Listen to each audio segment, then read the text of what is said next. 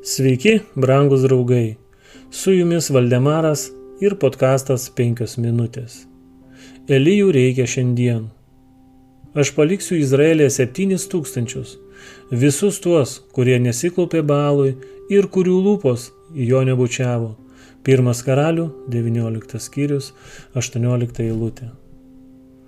Elijas manė, kad jis Izraelyje buvo vienintelis Dievo garbintojas. Tačiau tas, kuris skaito visų širdis, atskleidė pranašui, jog yra dar daug tokių, kurie per ilgus atpuolimo metus išliko ištikimi jam. Tarnai gyvenantis visuotinio atpuolimo nuo teisingumo amžiuje gali daug ko pasimokyti iš Elijo patyrimo, kada šis jautėsi nusivylęs ir atrodytų pralaimėjęs. Atpuolimas vyraujantis šiandien yra panašus į pranašo dienomis Izraelyje užvaldžiusią bedevystę.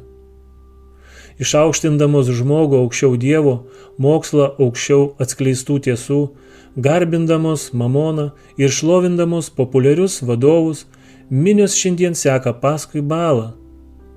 Netikėjimas ir abejonės skleidžia savo griaunančią įtaką žmonių protuose ir širdise.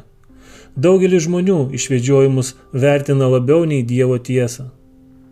Viešai yra mokoma, kad mes pasiekėme laiką, kada žmogaus samprotavimai turėtų būti iškeliami aukščiau žodžio mokymo. Dievo įstatymas, dieviškas teisumo standartas yra paskelbtas negaliojančiu. Visos tiesos priešas skleidžia savo melagingą įtaką, skatindamas vyrus ir moteris, Dievą pakeisti žmogiškomis institucijomis ir pamiršti tai, kas buvo skirta žmonijos džiaugsmui ir išgelbėjimui. Bet šis puolimas, kad ir koks paplitęs gali atrodyti, nėra visuotinis. Ne visi pasaulyje yra nedori ir bedieviai, ne visi stovi priešo pusėje. Dievas turi daug žmonių, kurie tiki, kad greit ateis Jėzus ir užbaigs nuodėmės bei mirties viešpatavimą. Šiems yra reikalinga asmeninė pagalba tų, kurie išmoko pažinti Dievą ir jo žodžio galią. Dievo angelai lydės tuos, kurie turėdami Biblijos tiesų pažinimą, ieškos žmonių, trokštančių sulaukti šviesos.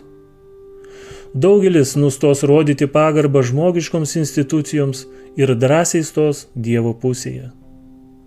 Su jumis buvo Valdemaras ir podkastas 5 minutės.